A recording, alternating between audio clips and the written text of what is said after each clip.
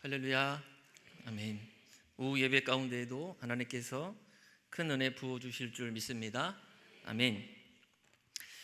반기문 전 유엔 사무 총장은 화를 잘 내지 않는 사람으로 유명하다고 합니다. 그는 탁월한 분노 관리자였다고 합니다. 인생 철학을 묻는 질문에 그는 이렇게 대답한다고 합니다. 나 자신보다 상대방의 입장에서 배려하고 이해하고 존중하려 합니다. 상대방의 입장에서 바라보는 것이 그의 분노 관리의 핵심이었습니다. 이런 분노는 왜 생기는 걸까요?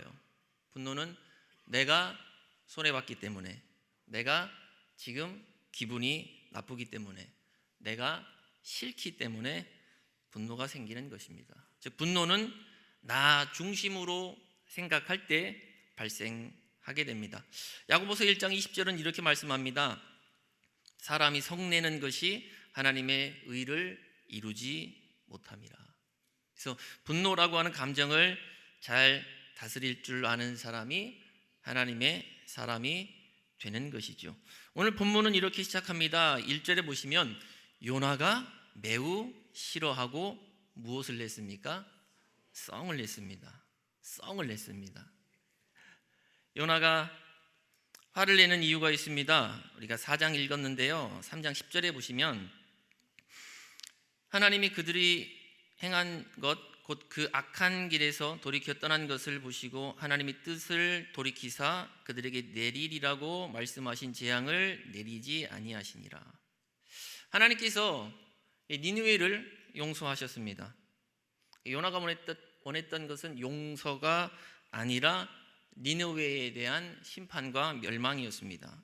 왜요? 자기들을 무척이나 괴롭혔기 때문에 그렇습니다. 무조건 그 민족 아수르, 니느웨 심판받아야 되는데 하나님께서는 재앙이 아니라 그들에게 긍휼을 허락하셨습니다. 이게 오늘 요나가 성질 내고 있는 이유입니다. 영화 밀양에 보시면은 전도연의 아들 준이가 유괴를 당하지요.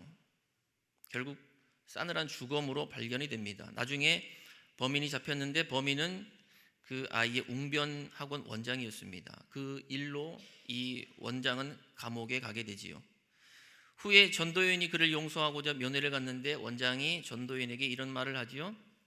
나는 용서를 받았습니다. 하나님께서 나의 죄를 용서하셨습니다. 그 말에 전도연은 분노하게 됩니다. 어떻게 내가 용서하지 않았는데 하나님이 용서하실 수 있는가? 어쩌면 오늘 요나가 그런 심정인지도 모르겠습니다. 그들에게 지금까지 당한 걸 생각하면 정말 치가 떨립니다. 요나는 아수르가 이 땅에서 사라져야 된다고 생각했습니다. 그래서 요나는 하나님의 이런 결정이 부당하다고 생각했습니다. 우리를 괴롭힌 저 민족이 어떻게 긍휼을 입고 용서함을 받을 수 있는가? 요나는 하나님의 이 결정이 잘못되었다고 생각했습니다. 100번을 생각해봐도 요나는 받아들일 수 없었습니다. 사실 요나는 하나님께서 그렇게 하실 것을 알고 있었습니다. 하나님께서 요나에게 니느웨로 가서 외치라고 하실 때부터 사실 이런 상황들을 어느 정도 그는 예측하고 있었습니다. 니느웨로 가서 외치라고 하실 때부터 거기에는 그들을 무너뜨리기 위함이 아닌 바로 회개할 기회를 주시기 위한 목적으로 자기를 부르셨다라고 하는 것을 요나는 알고 있습니다. 그래서 오늘 본문의 2절에 보시면 여호와여 내가 고국에 있을 때 이러하겠다고 말씀하지 아니하였나이까. 그러므로 내가 빨리 다시스로 도망하였사오니 주께서는 은혜로우시며 자비로우시며 노하기를 더디하시며 이내가 크시사 뜻을 돌이켜 재앙을 내리지 아니하시는 하나님이신 줄을 내가 알았음이니이다. 알았기 때문에 요나는 하나님이 어떤 분이신 줄을 알았습니다. 알았기 때문에 하나님께서 결국 니느웨에게 어떻게 행하실 것을 알았기 때문에 하나님을 피해 도망갔다라고 이야기하고 있습니다. 말씀을 보는 게 부담스럽고 기도하는 게 부담스러울 때가 있습니다. 언제 부담스럽냐? 누군가를 미워하고 있을 때 부담스럽습니다. 내 마음에 분을 품고 있을 때. 왜 그렇습니까? 기도하면, 말씀 보면 분명히 하나님께서 나에게 용서하라고 말씀하실 게 분명하기 때문에 부담스러운 거죠. 일부러 피하고 싶습니다. 오늘 요나가 그런 마음이에요. 하나님이 어떤 분이신지 알았기 때문에 일부러 그분을 피하고 있습니다. 3절에 보시면 요나는 급기야 이런 태도를 보입니다. 3절에 보시면 내 생명을 거두어 가소서, 사는 것보다 죽는 것이 내게 나음이니이다. 죽고 싶다는 거죠. 나는 하나님의 이런 결정에 동의할 수 없습니다. 그들이 용서받는 꼴을 보느니 차라리 죽는 게 낫겠습니다 하는 것입니다. 그 모습을 지켜보시는 하나님께서 요나에게 물으십니다. 4절에 네가 성내는 것이 옳으냐? 네가 성내는 것이 옳으냐? 그 질문에 요나는 딱히 대답하지 않습니다.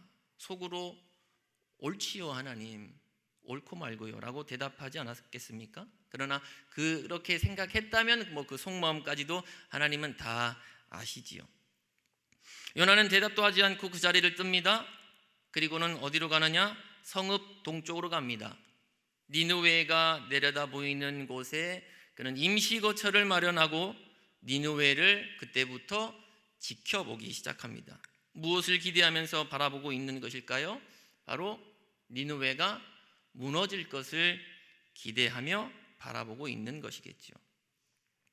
하나님은 이미 뜻을 돌이키셨지만 그러나 요나는 그래도 혹시나 하는 마음에 40일이 지나면 이 성읍은 무너질 것이다 라고 외쳤기 때문에 혹시 40일 후가 되면은 어떤 일이 일어나진 않을까 하는 어떤 은근히 기대하는 그런 마음을 가지고 거기에 앉아서 니느웨를 바라보고 있는 것입니다. 복음으로써 누군가를 살리고 회개시키고 그리고 회복시켜야 할 하나님의 선지자가 오히려 그들의 멸망을 기대하고 바라고 있습니다. 이것은 전혀 하나님의 마음이 아니지요. 그때 하나님께서는 다음에 세 가지를 준비시키십니다. 첫 번째, 박넝쿨입니다. 중동 지역이니 태양이 얼마나 뜨거웠겠습니까? 장렬하는 태양빛에 요나의 머리가 익을 지경이었습니다. 그런데 보니까 언제 누가 심었는지도 모르는 박넝쿨이 한쪽에 자라고 있었습니다. 그리고는 시원하게 그늘을 만들어주는 것이었습니다. 요나는 그 그늘 때문에 마냥 좋아합니다. 두 번째 하나님께서 준비시킨 것 바로 벌레입니다. 이튿날 그 박넝쿨이 보니까 다 시들어 있는 거예요. 벌레들이 그날 새벽에 이 박넝쿨을 갉아먹은 거예요. 줄기고 뿌리고 이파리고 다 갉아먹었습니다. 그러니 시들 수밖에요. 다시 뜨거운 태양빛이 요나의 머리를 내리쬐기 시작합니다. 이제 세 번째 하나님께서 준비시킨 것 바로 뜨거운 동풍이었습니다. 하나님이 마지막으로 뜨거운 동풍을 불게 하십니다. 그렇지 않아도 더운데 이 뜨거운 바람까지 푹푹 찌게 만듭니다. 요나는 죽을 지경이었습니다. 그러자 요나는 짜증 섞인 말로 이렇게 말하지요. 사는 것보다 죽는 것이 낫겠습니다. 그때 하나님께서 옳거니 하시면서 요나에게 이런 질문을 하시죠. 아까 하셨던 질문과 같은 질문입니다.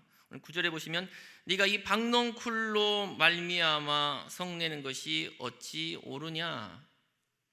그 하나님 말씀에 요나가 대답합니다. 내가 성내어 죽기까지 할지라도 옳으니이다.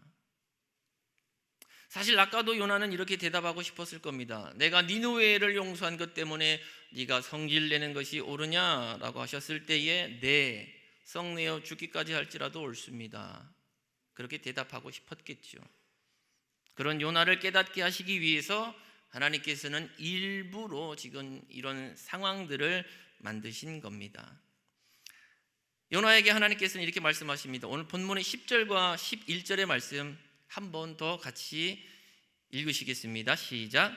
여호와께서 이르시되 아니하였고 재배도 아니하였고 하룻밤에 났다가 하룻밤에 말라버린 이 박농쿨을 아꼈거든 하물며 이 큰 성읍 니느웨에는 좌우를 분별하지 못하는 자가 12만여 명이요 가축도 많이 있나니 내가 어찌 아끼지 아니하겠느냐 하시니라. 아멘. 네가 심지도 않았고 한 번도 물을 준 적도 없고 가꾼 적도 없는 이 박농쿨조차도 네가 이처럼 아꼈거든 하물며 니느웨는 내가 창조하였다. 내가 만들었다. 그러니 그들을 내가 어찌 아끼지 않겠느냐. 그 안에는 물론 죄악에 찌든 사람도 있지만 거기에는 좌우를 분별하지 못하는 옳고 그름을 판단하지 못하는 어린 아이가 무려 12만여 명이나 되고 가축도 많이 있는데 내가 어찌 그들을 아끼지 않겠느냐라고 하나님 말씀하시고 이 말씀을 끝으로 요나서는 끝이 납니다. 그 뒤에 요나가 뭐라고 대답했다라고 하는 기록이 전혀 없죠. 사실 입이 10개라도 요나는 할 말이 없습니다. 하나님 말씀이 100번 맞죠. 어쩌면 요나는 그제야 이 하나님의 마음을 이해하게 되었는지도 모르겠습니다. 자기 입장에서는 정말 죽을 만큼 미워해도 하나님이 보실 때 하나님 편에서는 아닐 수 있겠구나라고 하는 것. 여러분, 우리가 다윗이라고 하는 인물을 위대하게 바라보는데 위대하게 바라보는 이유가 여러 가지가 있겠지만 이 사건을 또 빼놓을 수가 없지요. 다윗이 사울을 피해 도망 다니던 중에 다윗은 사울을 2번이나 죽일 수 있는 기회를 만나게 됩니다. 그러나 그는 사울을 죽이지 않습니다. 그 이유는 여호와의 기름 부음을 받은 자라고 하는 이유 때문이었습니다. 하나님이 택한 사람이다라는 것이죠. 자기를 죽이려고 한 건 사실이지만 다윗은 그보다 먼저 그는 하나님이 택한 사람이다라고 하는 것에 더 초점을 두었습니다. 사울은 여전히 이스라엘의 왕이었습니다. 다윗은 스스로 심판자의 위치에 앉지 않았습니다. 심판은 하나님의 영역이기 때문에 그렇습니다. 하나님께서 바라보실 때 정 아니다 싶으시면 하나님이 직접 그를 폐위시키시거나 죽일 것이기 때문에 자기 손으로 하나님의 기름 부음 받은 자를 죽이는 것은 분명한 월권 행위로서 다윗은 그것을 하지 않습니다. 즉 다윗은 사울이 자기를 죽이려고 했던 행동보다 하나님께서 여전히 그를 이스라엘의 왕으로 생각하고 계신다는 그 하나님의 마음을 더 중요하게 생각했다라는 것이죠. 요셉이 애굽의 총리가 된 이후에 그는 15년 만에 다시 형들을 만나게 되죠. 말이 좋아 형들이지 그들은 자신을 애굽에 팔아 넘긴 사실 인신매매범이나 다름이 없었습니다. 요셉에게는 정말 씻을 수 없는 그런 상처를 남긴 사람들입니다. 어찌 그 과거를 잊을 수가 있겠습니까? 그러나 요셉은 형들을 만났을 때에 그들에게 아무런 보복을 하지 않습니다. 창세기 45장 5절에 당신들이 나를 이곳에 팔았다고 해서 근심하지 마소서, 한탄하지 마소서. 하나님이 생명을 구원하시려고 나를 당신들보다 먼저 보내셨나이다. 놀라운 고백을 합니다. 즉 형들이 자기를 애굽에 팔아 넘긴 것은 하나님이 우리 모두를 이렇게 살리시기 위해서 그렇게 하신 것이다. 즉 하나님이 형들의 손을 통하여 자신을 애굽에 미리 먼저 보내셨던 것이다 라고 그 상황을 그렇게 믿음으로 해석합니다. 그러니 어찌 그 형들을 자기가 심판할 수 있겠냐 하는 것입니다. 요셉은 개인적인 감정에 치우치지 않았습니다. 우린 누군가로부터 상처를 입을 수도 있죠. 그렇게 되면 감정이 섞이게 되고 그래서 그를 바라보는 우리의 시선은 분명 곱지 않게 됩니다. 그러면 그때부터 그 사람은 내 기준에서 바라볼 때 나쁜 사람이 되는 것이죠. 그러나 우리는 그런 상황에서 나보다는 하나님의 마음을 읽을 줄 알아야 합니다. 오늘 요나는 니느웨가 자기 민족을 괴롭혔던 일들만 생각하고 있습니다. 자기들을 괴롭혔으니까 그들은 무조건 심판받아야 된다라고 생각했습니다. 니느웨도 하나님의 창조물이고 하나님의 백성임을 생각하지 않았다라는 것입니다. 이사야 19장 25절에 이렇게 기록합니다. 내 백성 애굽이여, 내 손으로 지은 아수르여, 나의 기업 이스라엘이여, 복이 있을지어다. 같이 놓고 바라보고 있습니다. 애굽도, 그리고 아수르도, 또 이스라엘도. 하나님이 모든 민족 가운데 이스라엘을 선택하신 것은 그들만 사랑하셔서 선택하신 게 아니죠. 그들을 통하여, 이스라엘을 통하여 온 세계와 열방이 다시 하나님께로 돌아오는 것, 이것이 하나님의 꿈이고 하나님의 비전이고 하나님의 마음입니다. 우리는 보통 10손가락 중에 한 손가락에만 반지를 끼웁니다. 10개의 손가락 중에 내가 선택한 거죠. 여기다 반지를 끼웁니다. 그렇다고 해서 나머지 반지를 끼우지 않은 9개의 손가락을 내가 사랑하지 않는 건 아니죠. 반지 낀 손가락도 중요하지만 나머지 9개의 손가락도 굉장히 중요하고 소중합니다. 똑같이 상처 입으면 아프고 떨어져 나가면 고통을 느낍니다. 가늠한 여인을 군중들이 둘러싸고는 돌을 던지려고 할 때 주님은, 우리 예수님은 그녀를 정죄하지 않으셨습니다. 당연히 돌에 맞아야 할 그녀의 죄까지도 우리 예수님은 용서해 주셨고 그녀에게 또 다시 기회를 주셨습니다. 사실 바로 이것이 오늘 저와 여러분들이 우리 주님께 기대하는 바이지요. 다른 사람들은 나를 나쁘다고 할지 몰라도 주님만큼은 나를 이해해 주시고 나를 받아주시고 나를 안아주시겠지. 이것이 우리가 바라는 것이라고 한다면 다른 사람들에게도 동일하게 적용이 되어야 합니다. 여러분, 믿음의 사람은 나의 감정을 내려놓고 하나님의 시선으로 그를 바라보는 것, 이것이 믿음의 사람의 행동인 줄 믿습니다. 아멘. 하나님의 마음으로 그 사람을 품는 것. 물론 여기에는 우리의 힘과 노력만이 아니라 그 위에 성령님의 어떤 특별한 능력과 하나님의 깨닫게 하심이 있어야 하겠죠.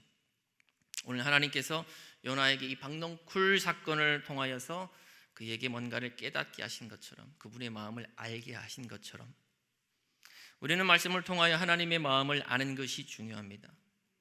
우리 주변에도 혹 니느웨와 같은 사람들이 있을 수 있습니다. 그게 가까운 어떤 가족일 수도 있고, 가까운 친구일 수도 있고, 내가 속해 있는 어떤 공동체의 누군가가 될 수도 있습니다. 하나님은 우리가 그들을 품고 또 기도하고 주님의 사랑을 전하기를 원하시는데 때론 나의 기분과 감정 때문에 그런 것들을 주저할 때가 있습니다. 오늘 혹 그런 분들이 계시다면 특별히 하나님의 마음이 더욱더 강력하게 부어지는 은혜가 있기를 소망합니다. 아멘. 그래서 하나님께서 다친 마음들을 열어주시고 그 관계의 회복을 주시고 그래서 주님 앞에 바로 서는 은혜가 있기를 축복합니다. 또 지금 2025년 아브라함 열릴셀이 진행되고 있는데 또 하나님께서 그 모든 모임 가운데 함께 하셔서 오늘 이방인이었던 니느웨가 하나님의 자비와 그리고 긍휼을 입은 것처럼 또 우리가 품고 기도하고 있는 모든 이들 가운데에 동일한 은혜가 있기를 축복합니다. 하나님은 모든 사람들이 진리를 알고 구원에 이르기를 원하십니다. 아멘. 기도하겠습니다.